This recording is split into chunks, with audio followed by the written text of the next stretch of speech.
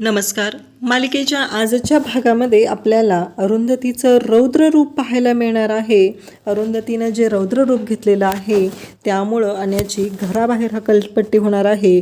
अरुंधतीने अन्याची गचंडी पकडलेली आहे आणि त्याला फरफटत तिने बाहेर आणलेलं आहे. पण हे सगळं अरुंधती का करते हे आपल्याला या व्हिडिओमध्ये पाहायला मिळणार आहे. त्यासाठी हा व्हिडिओ शेवटपर्यंत पहा. तर आप्पा आणि अरुंधती आलेले असतात आणि ते यश आणि अभिला म्हणतात, म्हणजे यांनी तुम्हाला फसवलं म्हणून तुम्ही यांच्या विरोधात साक्ष दिली आहे, अन्यथा तुम्ही बोलला नसता. हे आप्पा आणि अरुंधतीच्या लक्षात येतं आणि तेव्हा तिथून लगेचच अभि आणि ईशा निघून जातात. तेव्हा आप्पा अनिरुद्धला म्हणतात की अरे शेवटी तू काय केलेलं आहेस, तूही तसाच निघालास ना, तू काय करू शकलेला आहे, अरे तूही तुझ्या मुलांनाही फसवलंस, अरे तू बाप होऊ शकला नाही, एक चांगला नवरा होऊ शकला नाहीस, त्याचबरोबर एक मुलगा होऊ शकला नाही, खरंच अशीच तुझी लायकी आहे, याच पद्धतीने तू वागत असतो. आप्पांना अनिरुद्ध म्हणत असतो की आता तरी सोडून द्या ना आप्पा, तुम्ही विचार करा ना माझा जरा तरी.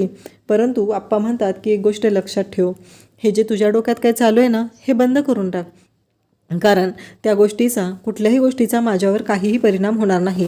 तेव्हा संजना आणि अनिरुद्ध दोघंही आप्पांना म्हणत असतात की ही अरुंधती तुम्हाला अडकवते, तुम्हाला फसवते, आमच्या विरोधात तुम्हाला फितवते. हे सगळं त्यांचं बोलणं सुरू असतं. परंतु आप्पा म्हणत असतात की आज अरुंधती होती ना म्हणून आमच्या डोक्यावर छप्पर आहे, नाहीतर आम्ही रस्त्यावर हिंडत होतो. आमची अवस्था काय झालेली होती ना ते आम्हाला माहिती आहे, तुला कुठं काय माहिती आहे रे, तू कुठं शोध घेतलास आमचा त्यावेळेस. संजना म्हणते की आप्पा तुम्ही तुमच्या पोटच्या रक्ताच्या नात्याला तुम्ही विसरताय आणि हिला जवळ करताय. हे सगळं बोलणं चालू असतं. तेव्हा मात्र आपल्याला पाहायला मिळतं की इकडे सर्वांच्या समोर हे चालू असतं. आप्पा म्हणतात की एक गोष्ट लक्षात ठेव, तुला एवढंच सगळं वाटत आहे ना, मग एक गोष्ट कर, ती म्हणजे आत्ता तुझे काही माझ्याशी बोलायला येत असतोस ना ते बंद कर, तू माझ्याशी अजिबात बोलायला येऊ नकोस, असं आप्पा स्पष्टपणे सांगत आहेत. आणि ते अनिरुद्धला म्हणत आहेत की कारण तुझी तेवढीही लायकी नाही आहे की तू माझ्याशी येऊन बोलावंस. हे सगळं बोललं जात असतं. तेव्हा आप्पांनी आता अनिरुद्धशी कायमचे संबंध तोडलेले आहेत. एक मुलगा म्हणून बापलेकाचं जे नातं आहे ते तोडलेलं आहे.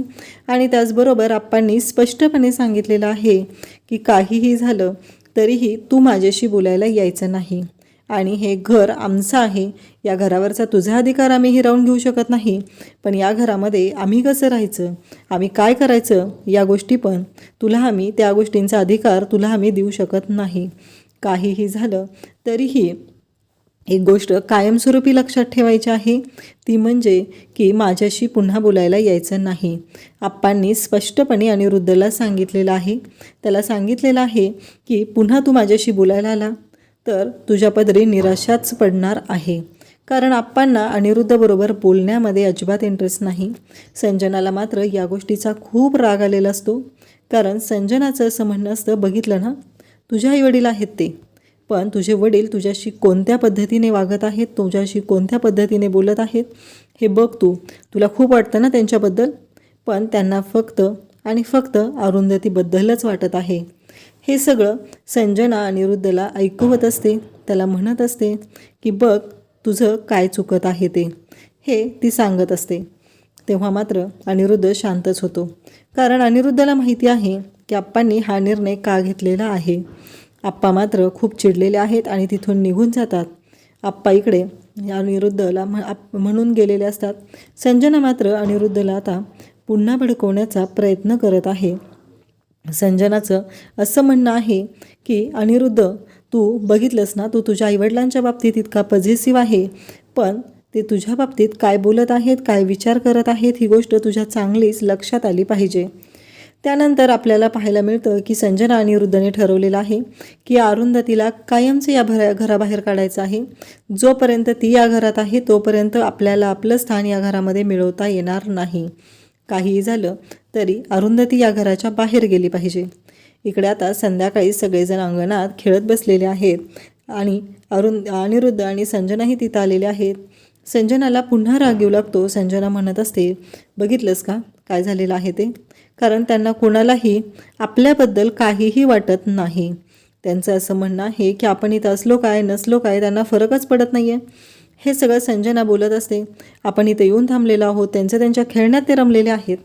आणि इकडे त्याचबरोबर पिलोचा खेळ चालू असतो. सगळेजण खेळत असतात आणि मग आप्पांवर नंबर येतो. ते पिलू आप्पांकडे येऊन थांबते आणि म्युझिक बंद होतं. त्याच वेळी आपल्याला पाहायला मिळतं की पिलू आप्पांकडे थांबलेले आहे. आता आप्पांनी ती पिलू ईशाकडे टाकलेली असते आणि आप्पा म्हणत असतात की आता माझं नाही आहे, ईशा तुझ्याकडे आहे पिलू. परंतु आप्पांना ईशा सांगत असते की आप्पा चीट नका करू, तुमच्याकडेच आहे, तुम्ही खोटं बोलताय. तेव्हा अभि म्हणतो की मी पण पाहिले आप्पा, तुमच्याकडेच होती पिलू. आणि मग ह्यांच्या सगळ्यांचं बोलणं सुरू होतं आणि आप्पांनी आता काहीतरी करायचं आहे. तेव्हा सगळेजण आप्पांना म्हणतात की गाणं म्हणा. कांचन म्हणते म्हणा ना. आप्पा म्हणतात अगं किती गाणे म्हणलेत तुझ्यासाठी. तेव्हा कांचन म्हणते अजून एक म्हणा. आणि आप्पा गाणं म्हणायला सुरुवात करतात. सगळेजण खूप खुश असतात.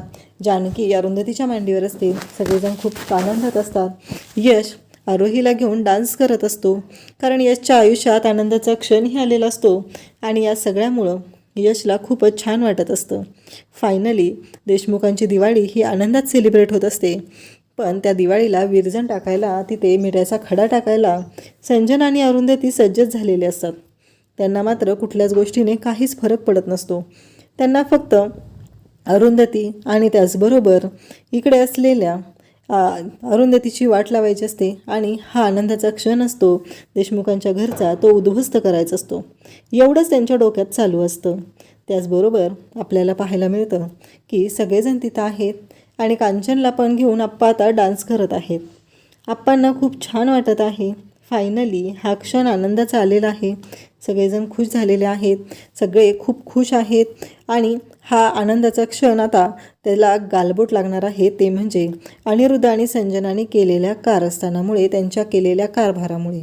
आणि ते दोघं तिथं उभे आहेत आणि तेवढ्यात ते गुंड येतात आणि ते आलेले पाहून या सगळ्यांना धक्का बसतो. आप्पा तर डान्स करत असतात आणि तसेच मध्येच थांबून राहतात. नक्की काय झालं हा प्रश्न पडलेला असतो, कारण ते गुंड तिथे येऊन थांबलेले असतात आणि आप्पा, कांचन सर्वजण पाहतात. तेव्हा धक्का बसतो. आप्पा म्हणतात कोण तुम्ही, का आलेला आहात इथे. तेव्हा ते म्हणतात की ह्या माणसाने पैसे घेतलेले आहेत. अनिरुद्धकडे बोट करून ते लोक बोलत असतात आणि अनिरुद्ध म्हणत असतो काय. तेव्हा सगळ्यांनाच धक्का बसतो. आप्पा तिथं आहेत, त्याचबरोबर सगळ्या घरातल्या लेडीजही तिथंच आहेत आणि ते गुंड येऊन धमकी देत असतात. अनिरुद्ध उतरतो आणि त्याचबरोबर खाली जातो आणि त्याचबरोबर तिथे सगळ्यांच्या समोर सांगू लागतो की देत नाही तुझे पैसे, जा, काय करायचं आहे ते कर. तेव्हा मात्र ते गुंड रागात असतात आणि ते चिडलेले असतात. त्यांनी अनिरुद्धची कॉलर पकडलेली असते आणि अनिरुद्धला धमकावत असतात. पण अनिरुद्धचा पण माज काही कमी नसतो. तो मात्र माघार घ्यायला तयार नसतो. त्याला असं वाटत असतं की तो खूप मोठा कोणीतरी आहे, अशा आविर्भावात बोलत असतो. ते गुंड म्हणजे भोसलेची माणसं असतात. त्या गुंडांनी अनिरुद्धची कॉलर पकडलेली आहे आणि अनिरुद्ध त्यांना सांगत आहे की तुम्ही काय करायचं आहे ते करा, सांगा तुमच्या जाऊन भोसलेला, मी तो माझं काहीही बिघडवू शकत नाही. या भाषेमध्ये अनिरुद्ध त्या गुंडांशी बोलत असतो. त्याचबरोबर आपल्याला पाहायला मिळतं की ते गुंड म्हणतात तुम्ही जर आता आमचे पैसे दिले नाहीत तर जे काय होणार आहे त्या सगळ्याला तुम्ही सर्वस्वी जबाबदार असाल. आणि ते गुंड अरुंधतीच्या मांडीवर असलेल्या जानकीकडे जातात. तेव्हा मात्र घरातल्या सगळ्यांनाच धक्का बसतो. ते धमकी देऊन तिथून निघून जातात. अनिरुद्ध म्हणत असतो की जा तुझ्या भोसलेला जाऊन सांग खर्च केलेत तुझे पैसे, नाही देत आम्ही. आणि अनिरुद्ध अशा आविर्भावात बोलत असतो. तेव्हा मात्र सगळ्यांनाच धक्का बसलेला असतो, कारण जे काय घडलेलं असतं ते इतकं विचित्र असतं. या सगळ्याचा त्रास हा भोगावा लागणार असतो हे सगळ्यांच्याच लक्षात आलेलं असतं. इकडे कांचन ही भयानक चिडलेली असते आणि ती म्हणत असते काय चाललंय या घरामध्ये, इथं सगळ्या लेकीबाळी आहेत आणि हे सगळं काय होतंय, हे सगळं ती बोलत असते. आणि त्याचबरोबर इकडे सगळ्यांच्या समोर ती सांगत असते की हे सगळं काय होत आहे. काहीही झालं तरीही आत्ता मी शांत राहणार नाही. हे सगळं कुणामुळं होतं आहे आणि हे तुमची काय भांडणं आहेत ना ते बाहेरच्या बाहेर निस्तरायची, असं अनिरुद्ध आणि संजनाला सांगत असते. परंतु अनिरुद्ध आणि संजना गप्पच असतात. कांचन म्हणत असते काय चाललंय हे सगळं. आप्पा म्हणत असतात की हे घर मिळालं ताब्यात, पण या घरामध्ये एकही आनंदाचा क्षण आपण जगू शकलेलो नाही, असं आप्पांचं म्हणणं असतं. इकडं ईशा मात्र मैत्रिणींबरोबर पिक्चरला गेलेली असते आणि ती येत असते. येताना तिच्या मैत्रिणी म्हणत असतात की मूवी छान होती, पण आम्हाला एक विचारायचं आहे ईशा, तुझे बाबा जेलमध्ये होते ना, म्हणजे मला विचारायचं आहे काय माहिती आहे का ते जेल कसं असतं का आतून.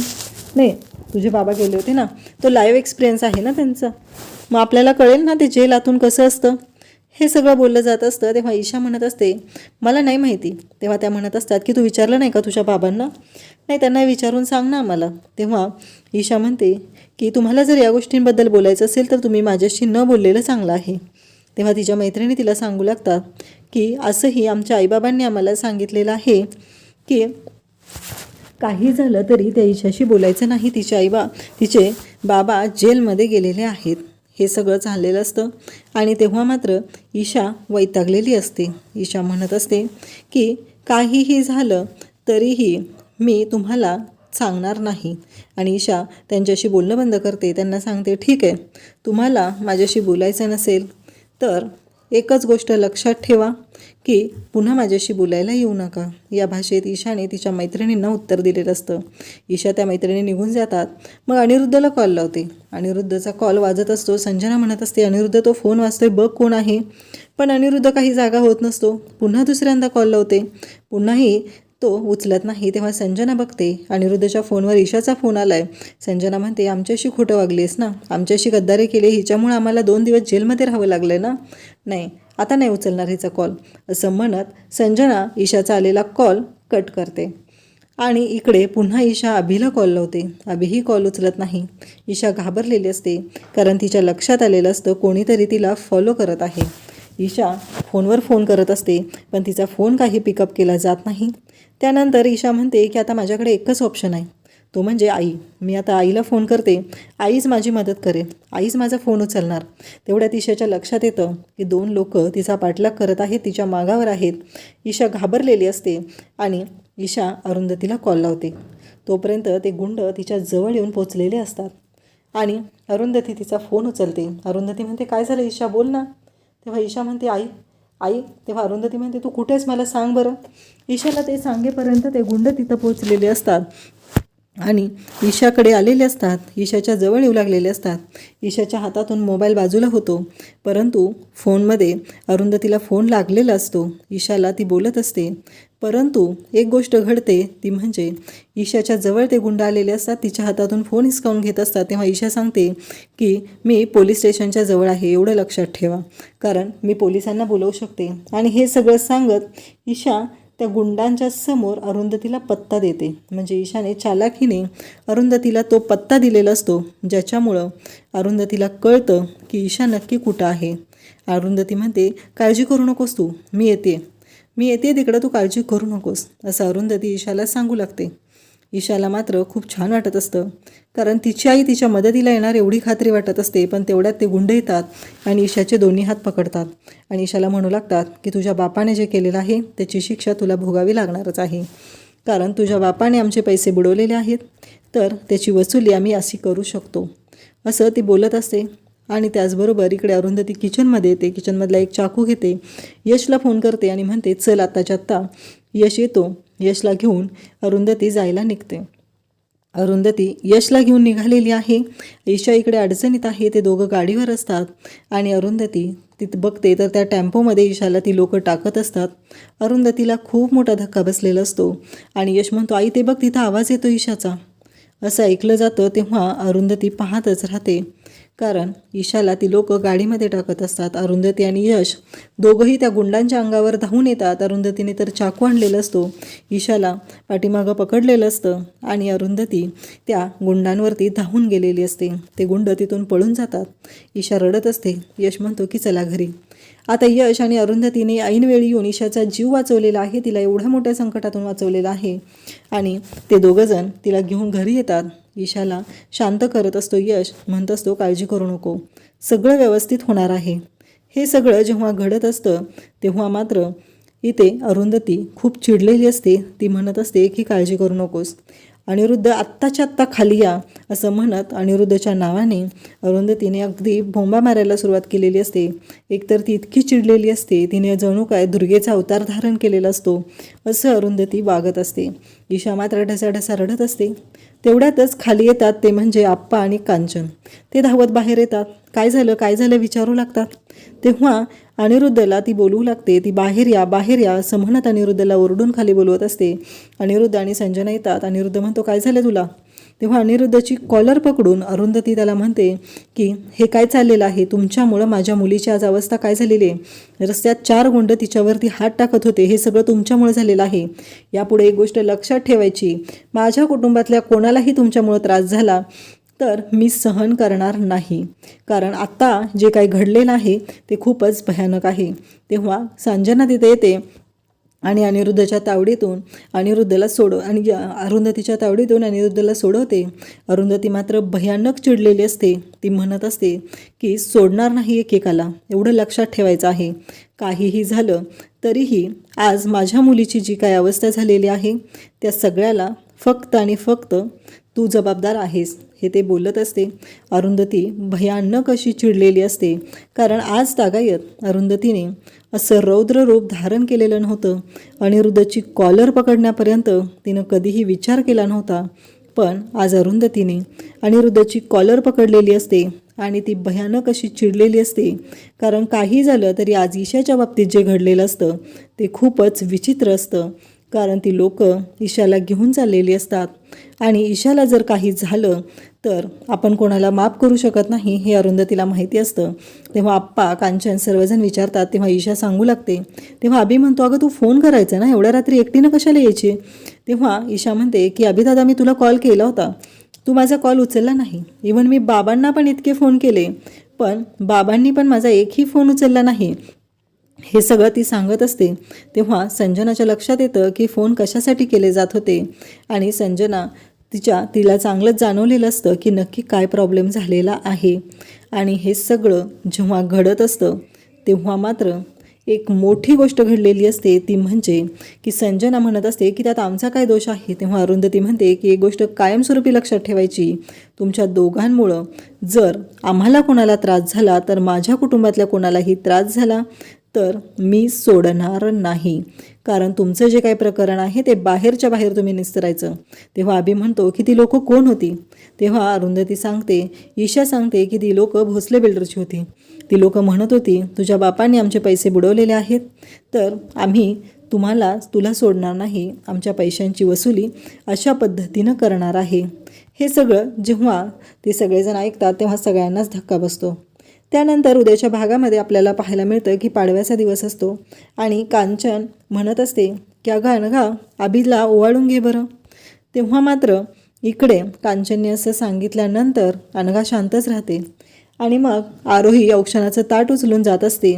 तेव्हा संजना तिथे येते आणि म्हणते की तुमचं झालं की झालं का, नाही मला पण अनिरुद्धला ओवाळायचं आहे ना. आणि संजना आरोहीच्या हातातलं औक्षणाचं ताट घेते आणि ओवाळण्यासाठी पुढे गेलेली असते. त्याचवेळी आप्पा कांचन म्हणू लागतात. आप्पा म्हणतात की मी एक निर्णय घेतलेला आहे आणि आमचा जो प्रॉपर्टीतला हिस्सा आहे तो हिस्सा मी अरुंधतीच्या नावावर करत आहे. म्हणजे या समृद्धी बंगल्यामधला आमचा जो हिस्सा आहे तो मी अरुंधतीला देत आहे. हा निर्णय मी आणि कांचनने एकत्र घेतलेला आहे, हे आप्पा सांगत असतात. आणि तेव्हा मात्र संजना आणि अनिरुद्धला खूप मोठा धक्का बसलेला आहे. म्हणजे आता अरुंधतीला या घरातून कोणीही बाहेर काढू शकत नाही, कारण काही झालं तरी अरुंधती आता समृद्धीची मालकीण झालेली आहे. तेव्हा मात्र संजनाचं तोंड पाहण्यासारखं झालेलं असतं. अशाच अपडेटसाठी चॅनलला सबस्क्राईब करा. थँक्यू.